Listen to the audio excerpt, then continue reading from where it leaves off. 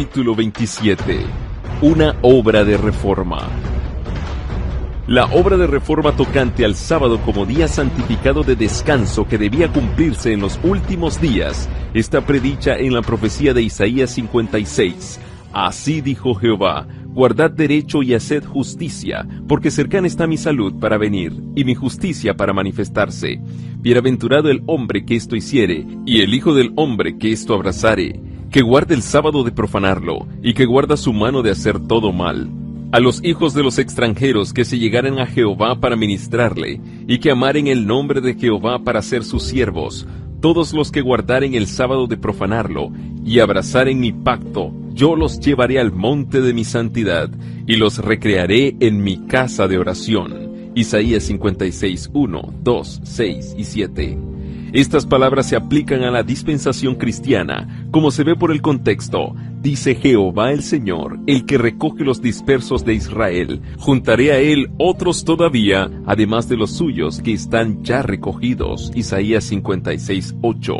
Aquí está anunciada de antemano la reunión de los gentiles por medio del Evangelio, y una bendición se promete a aquellos que honren entonces el sábado. Así que la obligación del cuarto mandamiento se extiende más acá de la crucifixión, de la resurrección y ascensión de Cristo, hasta cuando sus siervos debían predicar a todas las naciones el mensaje de las buenas nuevas. El Señor manda por el mismo profeta: ata el rollo del testimonio y sella la ley entre mis discípulos. Isaías 8:16. El sello de la ley de Dios se encuentra en el cuarto mandamiento. Este es el único de los 10 mandamientos que contiene tanto el nombre como el título del legislador. Declara que es el creador del cielo y de la tierra, y revela así el derecho que tiene para ser reverenciado y adorado sobre todos los demás. Aparte de este precepto, no hay nada en el decálogo que muestre qué autoridad fue la que promulgó la ley. Cuando el día de reposo fue cambiado por el poder del Papa, se le quitó el sello a la ley. Los discípulos de Jesús están llamados a restablecerlo, elevando el sábado del cuarto mandamiento a su lugar legítimo como institución conmemorativa del Creador y signo de su autoridad. A la ley y al testimonio. Aunque abundan las doctrinas y teorías contradictorias, la ley de Dios es la regla infalible por la cual debe probarse toda opinión, doctrina y teoría.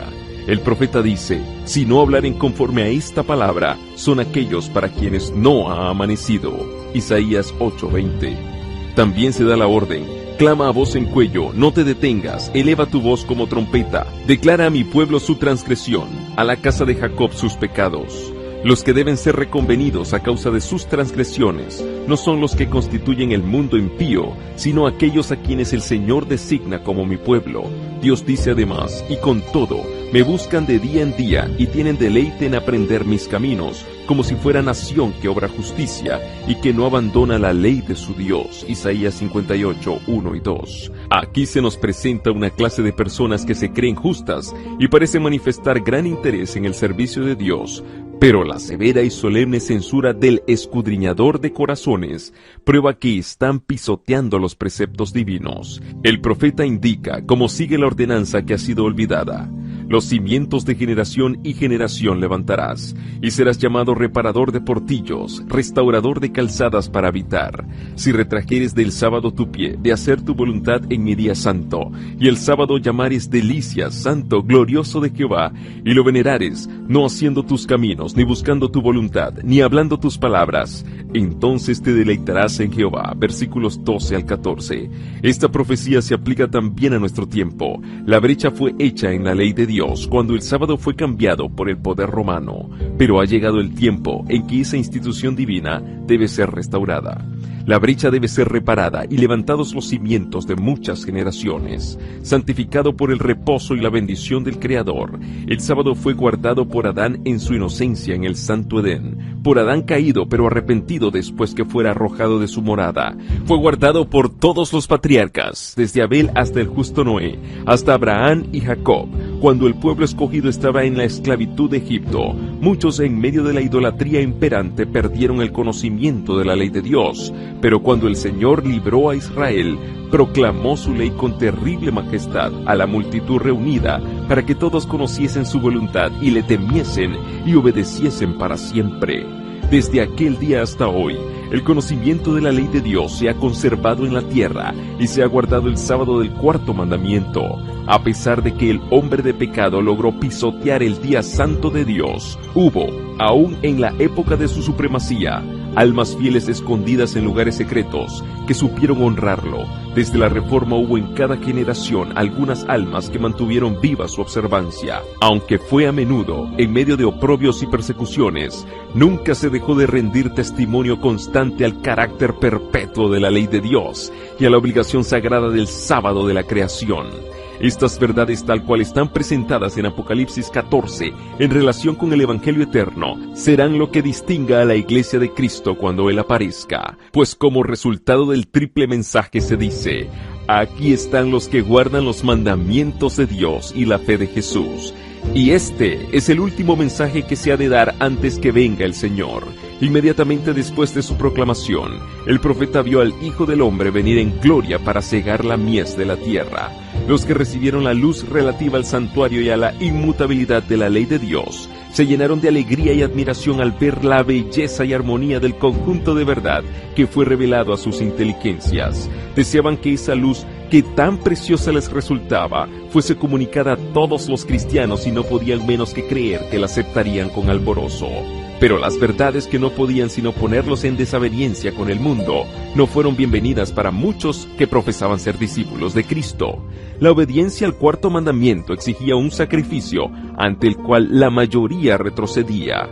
Cuando se presentaban las exigencias del sábado, muchos arguían desde el punto de vista mundano diciendo: siempre hemos guardado el domingo, nuestros padres lo guardaron y muchos hombres buenos y piadosos han muerto felices observándolo. Si ellos tuvieron razón, nosotros también la tenemos. La observancia de este nuevo día de reposo nos haría discrepar con el mundo y no tendríamos influencia sobre él.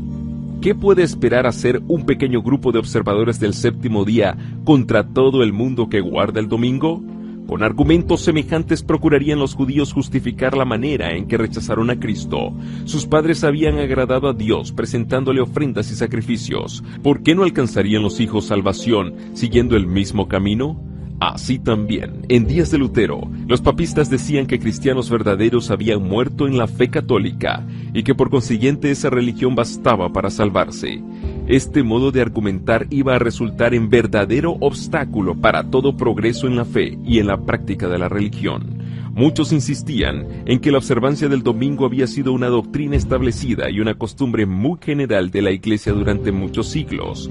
Contra este argumento se adujo el de que el sábado y su observancia eran más antiguos y se habían generalizado más, que eran tan antiguos como el mismo mundo y que llevaban la sanción de los ángeles y de Dios. Cuando fueron puestos los fundamentos de la tierra, cuando los astros de la mañana alababan a una y se regocijaban todos los hijos de Dios, entonces fue puesto el fundamento del sábado. Job 38, 6 y 7, Génesis 2, 1 al 3.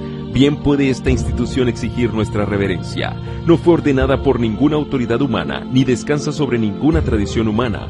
Fue establecida por el anciano de días y ordenada por su palabra eterna.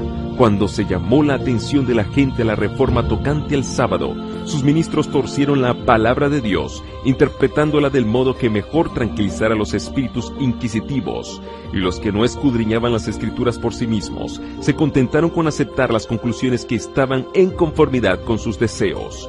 Mediante argumentos y sofismas con las tradiciones de los padres y la autoridad de la Iglesia, muchos trataron de echar abajo la verdad. Pero los defensores de ella recurrieron a la Biblia para defender la validez del cuarto mandamiento.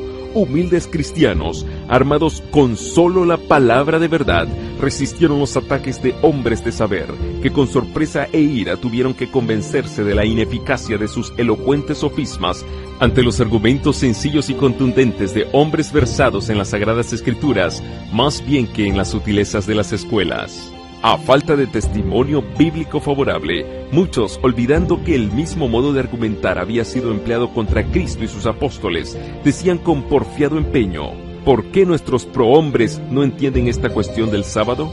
Pocos creen como vosotros, es imposible que tengáis razón y que todos los sabios del mundo estén equivocados.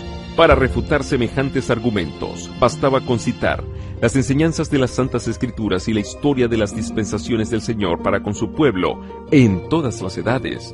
Dios obra por medio de los que oyen su voz y la obedecen, de aquellos que en caso necesario dirán verdades amargas, por medio de aquellos que no temen censurar los pecados de moda.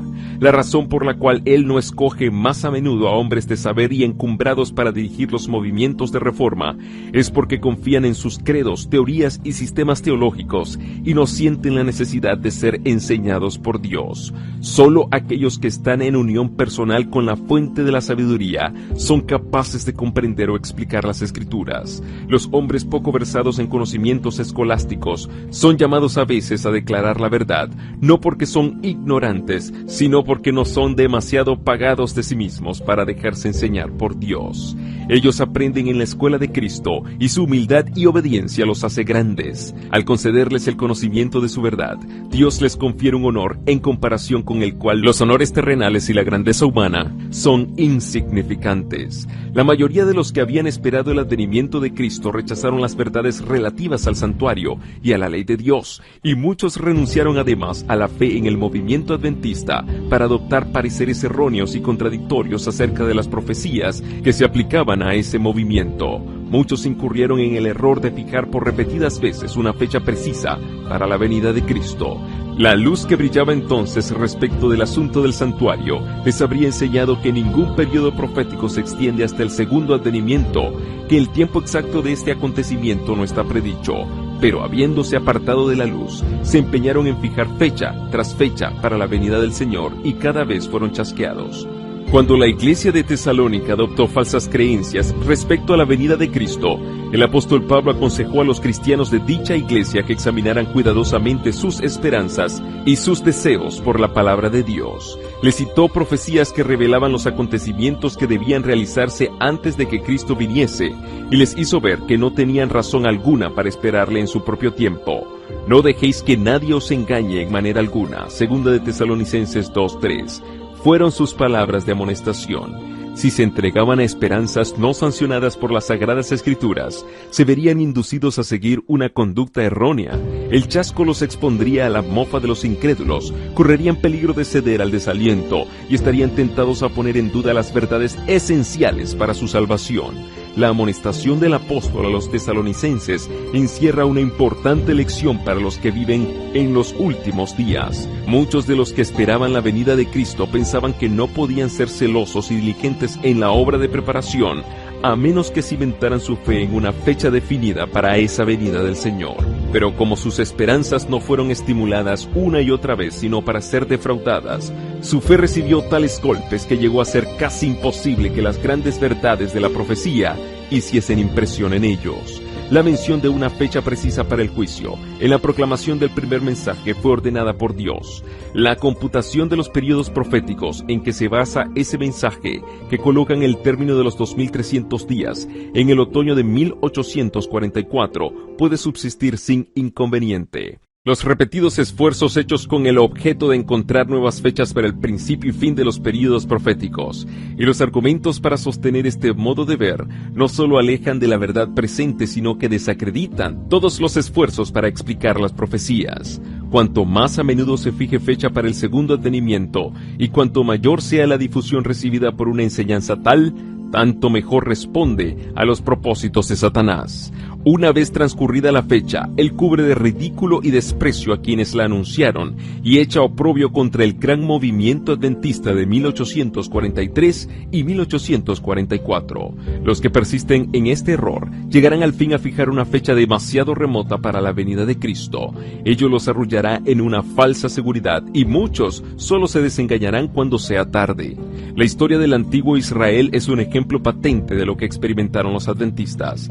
Dios dirigió a su pueblo en el movimiento adventista, así como sacó a los israelitas de Egipto. Cuando el gran desengaño, su fe fue probada como lo fue la de los hebreos cerca del Mar Rojo. Si hubiesen seguido confiando en la mano que los había guiado y que había estado con ellos hasta entonces, habrían visto la salvación de Dios. Si todos los que habían trabajado unidos en la obra de 1844 hubiesen recibido el mensaje del tercer ángel y lo hubiesen proclamado en el poder del Espíritu Santo, el Señor habría actuado poderosamente por los esfuerzos de ellos. Raudales de luz habrían sido derramados sobre el mundo. Años haría que los habitantes de la tierra habrían sido avisados. La obra final se habría consumado y Cristo habría venido para redimir a su pueblo.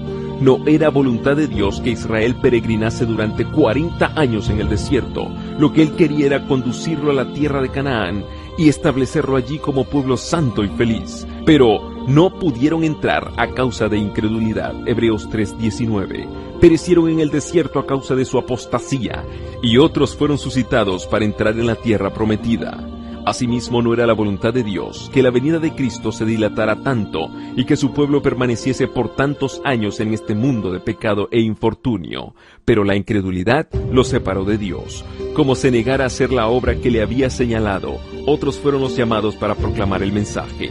Por misericordia para con el mundo, Jesús difiere su venida para que los pecadores tengan oportunidad de oír el aviso y de encontrar amparo en él antes que se desate la ira de Dios. Hogaño como antaño, la predicación de una verdad que reprueba los pecados y los errores del tiempo despertará oposición, porque todo aquel que obra el mal odia la luz y no viene a la luz para que sus obras no sean reprendidas. Juan 3:20. Cuando los hombres ven que no pueden sostener su actitud por las Sagradas Escrituras, muchos resuelven sostenerla a todo trance y con espíritu malévolo atacan el carácter y los motivos de los que defienden las verdades que no son populares.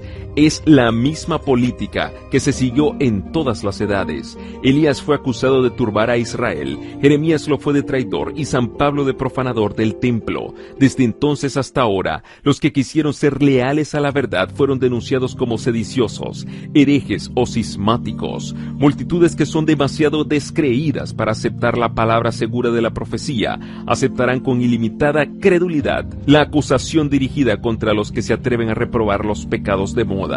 Esta tendencia irá desarrollándose más y más, y la Biblia enseña a las claras que se va acercando el tiempo en que las leyes del Estado estarán en tal contradicción con la ley de Dios, que quien quiera obedecer a todos los preceptos divinos tendrá que arrostrar censuras y castigos como un malhechor. En vista de esto, ¿cuál es el deber del mensajero de la verdad? Llegará tal vez a la conclusión de que no se debe predicar la verdad, puesto que a menudo no produce otro efecto que el de empujar a los hombres a burlar o resistir sus exigencias. No. El hecho de que el testimonio de la palabra de Dios despierte oposición no le da motivo para callarlo, como no se lo dio a los reformadores anteriores. La confesión de fe que hicieron los santos y los mártires fue registrada para beneficio de las generaciones venideras. Los ejemplos vivos de santidad y de perseverante integridad llegaron hasta nosotros para inspirar valor a los que son llamados ahora a actuar como testigos de Dios. Recibieron gracia y verdad, no para sí solos, sino para que, por intermedio de ellos, el conocimiento de Dios iluminase la tierra. ¿Ha dado Dios luz a sus siervos en esta generación? En tal caso, deben dejarla brillar para el mundo. Antiguamente el Señor declaró a uno que hablaba en su nombre: la casa de Israel empero no querrá escucharte a ti, porque no quieren escucharme a mí. Sin embargo, dijo: les hablarás mis palabras, hora que oigan, hora que dejen de oír. Ezequiel 3:7, 2:7. Al siervo de Dios en nuestros días se dirige la orden: eleva tu voz como trompeta, declara a mi pueblo su transgresión, a la casa de Jacob sus pecados. En la medida de sus oportunidades, pesa sobre todo aquel que recibió la verdad la misma solemne y terrible responsabilidad que pesara sobre el profeta a quien el Señor dijo: Hijo de hombre, yo te he puesto por atalaya a la casa de Israel. Por tanto, oirás de mi boca la palabra y les amonestarás de mi parte. Cuando yo digo al inicuo: oh hombre inicuo, ciertamente morirás. Si tú no hablas para amonestar al inicuo de su camino, él, siendo inicuo, en su iniquidad morirá, mas su sangre yo la demandaré de tu mano. Pero cuando tú hubieres amonestado al inicuo de su camino, para que se vuelva de él, si no se volviere de su camino, por su culpa morirá, mas tú has librado a tu alma. Ezequiel 33, 7-9. El gran obstáculo que se opone a la aceptación y a la proclamación de la verdad es la circunstancia de que ella acarrea inconvenientes y oprobio. Este es el único argumento contra la verdad que sus defensores no han podido nunca refutar. Pero esto no arredra a los verdaderos siervos de Cristo. Ellos no esperan hasta que la verdad se haga popular. Convencidos como lo están de su deber, aceptan resueltamente la cruz, confiados con el apóstol Pablo en que lo momentáneo y leve de nuestra tribulación nos obra un sobremanera alto y eterno peso de gloria, teniendo como antaño Moisés por mayores riquezas el vituperio de Cristo que los tesoros de los egipcios. 2 Corintios 4:17, Hebreos 11:26. Cualquiera que sea su profesión de fe, solo los que son esclavos del mundo en sus corazones obran por política más bien que por principio en asuntos religiosos. Debemos escoger lo justo porque es justo y dejar a Dios las consecuencias. El mundo debe sus grandes reformas a los hombres de principios, fe y arrojo. Estos son los hombres capaces de llevar adelante la obra de reforma para nuestra época. Así dice el Señor: escuchadme los que conocéis la justicia, pueblo en cuyo corazón está mi ley. No temáis el vituperio de los hombres, ni os acobardéis con motivo de sus ultrajes, porque como a un vestido los consumirá la polilla, y como a lana, y los consumirá el gusano, mas mi justicia durará para siempre, y mi salvación de siglo en siglo. Isaías 51:7 y 8.